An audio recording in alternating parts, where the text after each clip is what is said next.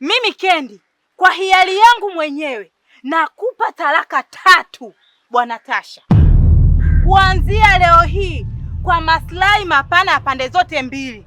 Yaani nikimaanisha pande zote mbili, wakwako wewe ndo hawa na mimi hapa wale pale. Ushahidi ndo huu hapa tayari, nimethibitisha kabisa. Kuanzia leo Tasha, mimi sio mke wako tena.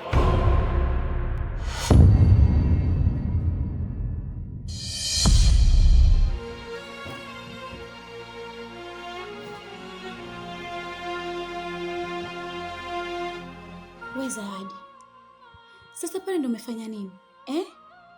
Yaani mwenyewe ndo unajikuta una msimamo kabisa.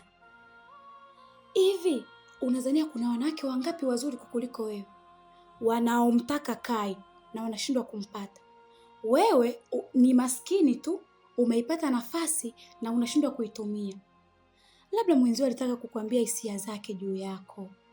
Hivi kwa nini Zawadi wewe unakuwa kama hujielewi? Unajifanya mwenyewe una msimamo kabisa, yani unakaza. Utakuja kumbuka wewe. Haya, wanaopenda wanashindwa kusema, na kisema basi kachelewa. Utalama, utatukana, utabaki lonely. Wapologombana mpaka na wazazi, jamaa, ndugu na walezi. Utachukiwa, utalaniwa, yote sababu ya mapenzi.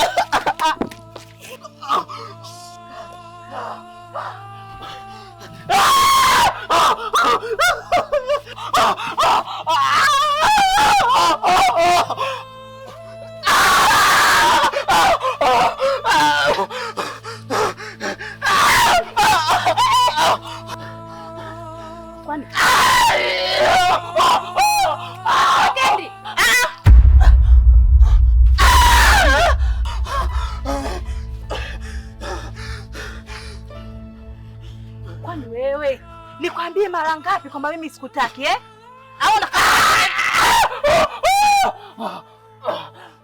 kwa mimi hapa nakuonea. Wanataka mtaa mzima wote wajue Kendi anamuonea mume wake. Mimi sipendi. Jamani wewe. Wewe si unajui kuandika talaka? Wewe si unajui kunipa mimi talaka? Sasa basi, ngoja mimi Kendi nikuandikie talaka wewe Tasha. Na wewe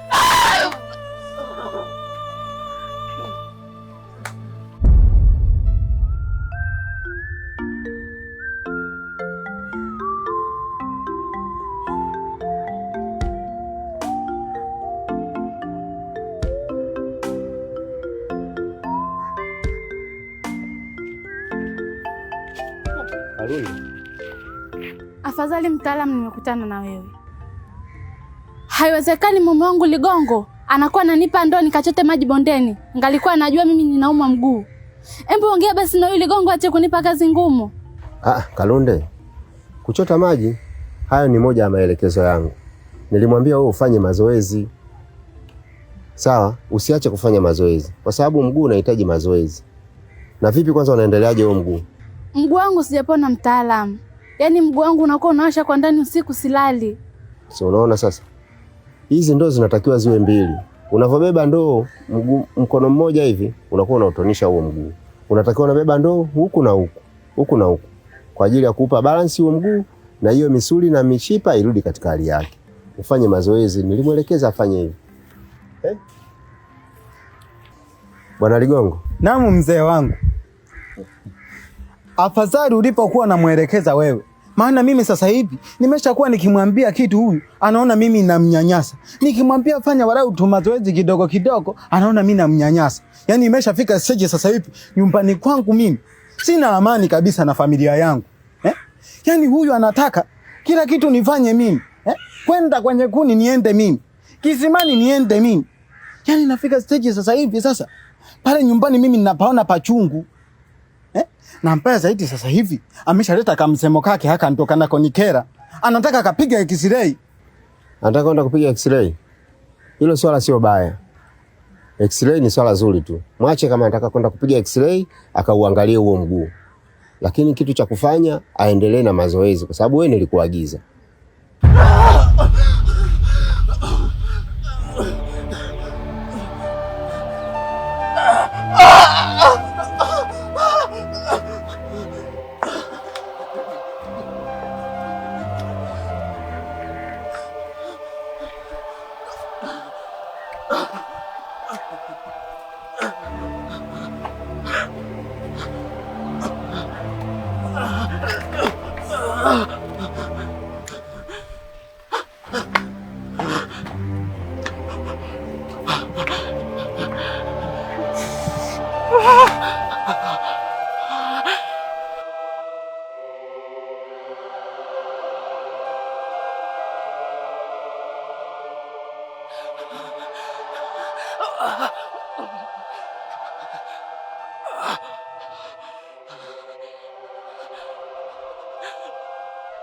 Ina maana nyinyi ndo mko nyuma juu ya hili swala, si ndio?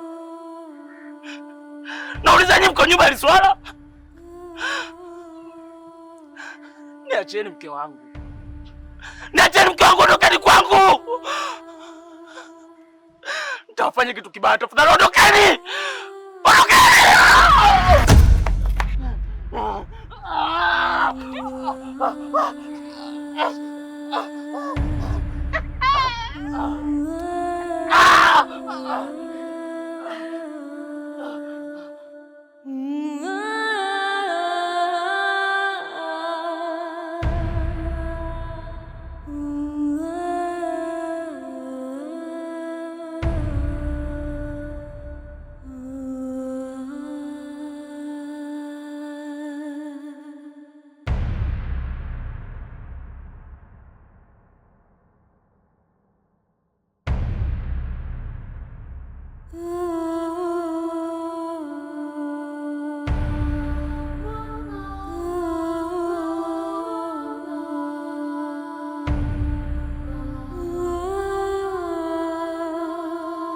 Sawa. Huyu mazoezi ndo atakayemfanya arudi katika hali yake na msibishane. Na huo hali ya muwasho itabidi urudi ndani ya wiki moja pale nyumbani ukae ni uangalie tena huo mguu. Sababu tayari ulishaulemaza kwa kuubebea maji mkono mmoja. Ushaustua huo mguu. Yaani tatizo lake huyu, ukiona muelekeza hivi anajifanya kakusikia, lakini upande mwingine ukija kumwamrisha bana fanya hiki anakuwa ni mpishi huyu. Lakini mimi nimeshaanza kufikiria hiki kitu kwa sababu haka kajambo anako kafanya kananigusa kwenye moyo, najisikia unyonge sana. Sasa ninataka nije nikwambie siku moja, walau nimuongezee kamke kapili ili adabu imshike huyu. Maana sasa hivi amenizoea sana. Kumbe ndo maana huo mguu hauponi. Unaendekeza Usifanye hivyo. Mwache apone. Huyu mkeo haraka za nini? Basi sawa. Basi tuko pamoja. Mimi hilo limeisha. Wacha tu niseme mzee wangu, mimi nimekuelewa.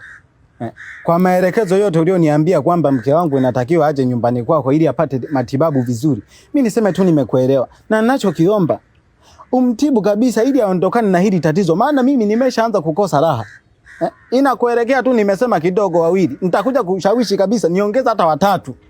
Sawa bwana Mtani, nimekuelewa. Haina shida, atapona. Basi sawa mzee. Haya.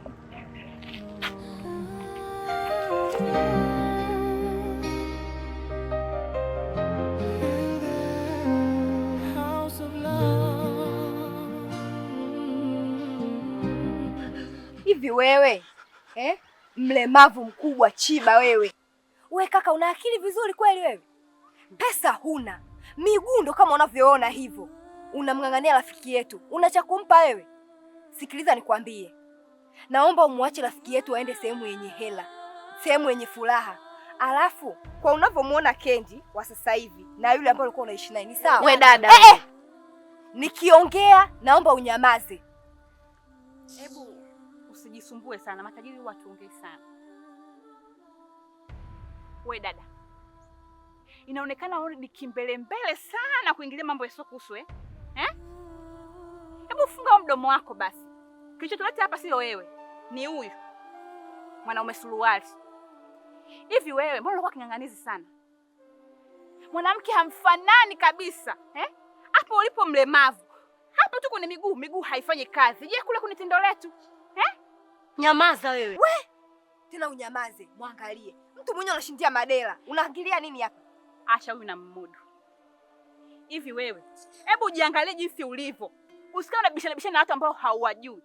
Ongea na watu vizuri, huenda ningekusaidia wewe dada vipi? Hauna mbele wala nyuma, afu unakaa unalopokea kwenye kibanda chenu cha kuku. Huko kweli na utu. Huyu pia ni binadamu.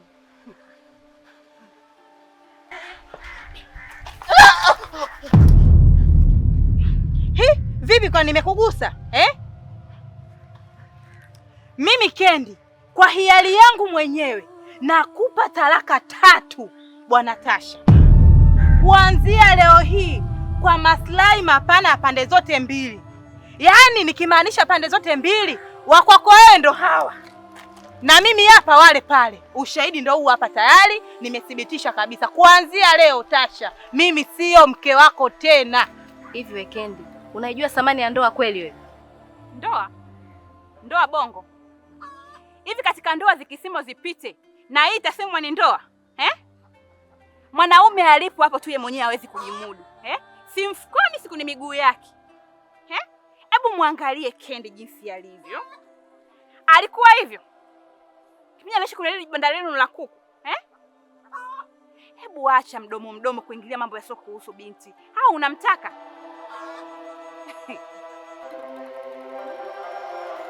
Kipepe, nisaidie jamani, kitu gani? Ni mke wangu. Wewe!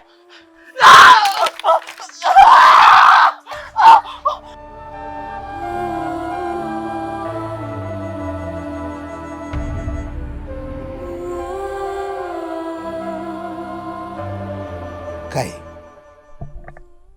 ulisema na mazungumzo na sisi, na hii ndio familia yako, unaweza kuongea sasa.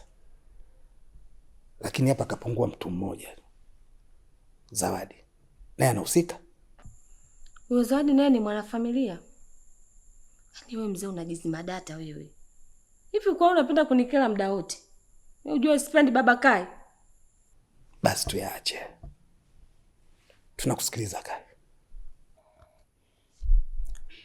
Awali ya yote, naomba mniwie radhi kwa kuitisha hiki kikao bila taarifa rasmi.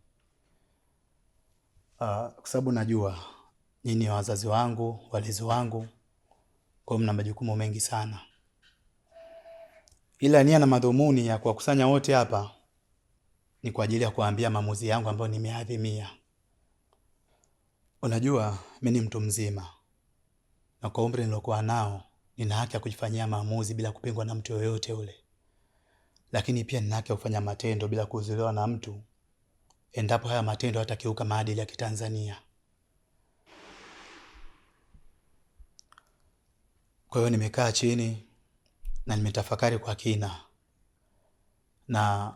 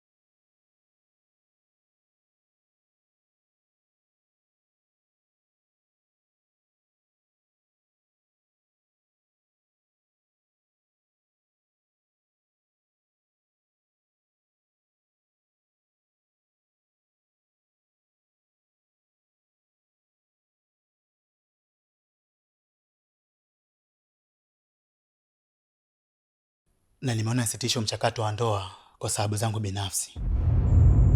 Bakai, umemsikia mwanao anachokisema? Naota au nimesikia kwa masikio yangu? Umeona Nimesikia. Mimi nishakwambia mme wangu, Kai mimi hanichukulii kama mama yake. Hebu ona, Kai chaguo langu mimi halitaki. Hivi mme wangu, Kai nimemlea mimi tangia akiwa mdogo. Hivi ningekuwa mama yake mzazi, angekataa chaguo langu? Hivi kwa nini Kai ananifanyia hivi? Hebu kumbuka, nimemlea tangia akiwa mdogo. Kai wa kunipinga mimi, ananipinga mimi ili iweje? Eti Kai, mimi ningekuwepo mama yako nilie kuzaa ungenikatalia? Mama, naomba usinielewe vibaya. Nimekwambia nifanye maamuzi kwa sababu zangu binafsi na wala wewe. Kimya. Hivi sikiliza kwanza, naomba unisikilize. Nitauweka wapi mimi uso wangu? Nishaalika ndoa kote na mtoto wangu anaoa. Na madela tayari wenzangu nishawapa. Mme wangu, vitambaa tayari, majora nishaagiza, kila kitu Kariakoo. Na uweka wapi mimi uso wangu? Kwa nini Kai anataka kuniazili mimi? Anataka kuniua. Anataka kuniua mimi, nauliza. Mme wangu mimi naumia.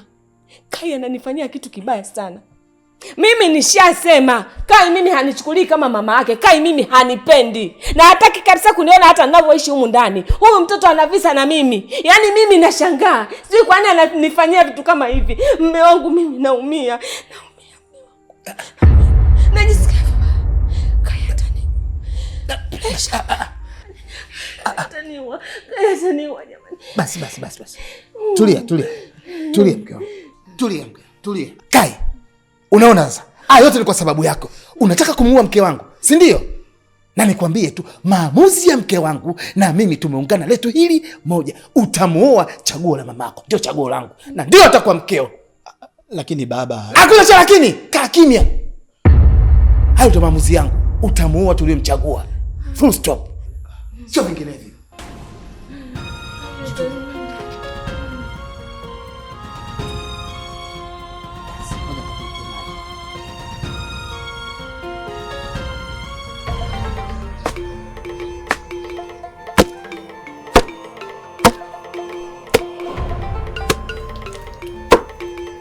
Ogena mwanangu.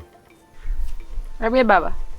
Wahenga walisema wakati ukuta ukifika ugota. Mwanangu, hichi kibanda si chochote, si lolote. Sio cha wewe kutegemea. Wakati nitapondoka mimi watu wanaweza kukunyang'anya. Lakini urisi pekee utakayebaki nao wewe ni wewe kufanya hizi kazi ninazofanya mimi. Watu wanasema mtoto wa kiume ndio unatakiwa mrisishe wewe mwanamume mwenzio. Lakini mimi sikubahatika kupata mtoto wa kiume, nimekuzaa wewe tu. Kwa hiyo umefika wakati sasa Ogena wa wewe kufanya hizi kazi za kuatibia watu. Baba, yaani mimi nirisi ushirikina? Sio kweli. Wapi? We! Ushirikina? Ndiyo shirki. Mwanangu, usio ushirikina. Serikali inatumia mabilioni ya fedha kwa ajili ya kuatibia watu. Lakini mimi nawatibu watu kwa gharama nafuu tu na wanapona. Na wapunguzia mzigo serikali. Kwa sababu sio wote wanaweza kumudu gharama hizo za kupelekwa nje na nini. Wengine kipato chao cha chini. Kwa hiyo hao wenye kipato cha chini nasaidiana nao kuwasaidia katika swala zima la tiba na wanapona. Wengine mpaka wanapata ulemavu kwa ajili ya kukosa tiba mbadala. Tuachane na hayo. Utake usitake, lazima utailisi kazi. Wewe unaangalia hapa. Na hii dawa ikibadilika rangi uipue.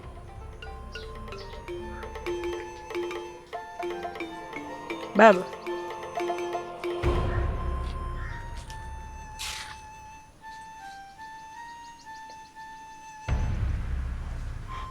Hivyo kakaangu una shida gani wewe? Mbona halmashauri yako kichwa inapenda kujamulia maamuzi bila kufikiria watu wengine? Tena unaamua mambo ambayo huangalia hata watu ambao wanakuzunguka. Eti kakaangu, ulishindwa hata kumwangalia mama yangu? Au kwa sababu sio mama yako, si ndio? Mimi najua. unafanya haya yote kwa sababu ya huyo mwanamke Zawadi. Wewe unamtaka Zawadi, huna lolote. Wewe huna mamlaka yoyote kunikoromea. Kwanza nifanya maamuzi kwa kufuata hisia zangu mwenyewe na sio kwa ajili ya Zawadi. Umenielewa? Hisia zako? Hisia zako zipi hizo? Wewe ulichaguliwa mchumba na ukamkataa, ukasema unataka kuchagua mwenyewe mchumba. Aya, leo hisia zako zipi? Tena na mimi nikaa upande wako. Sikiliza, mimi nishakugundua wewe unamtaka Zawadi. Na nikwambie tu ukweli, Zawadi huendani naye, yule mfanyakazi tena wa humu ndani. Zawadi unamtaka wa nini wewe? Huyo Zawadi amefuata nini kwenye hizo stori zenu?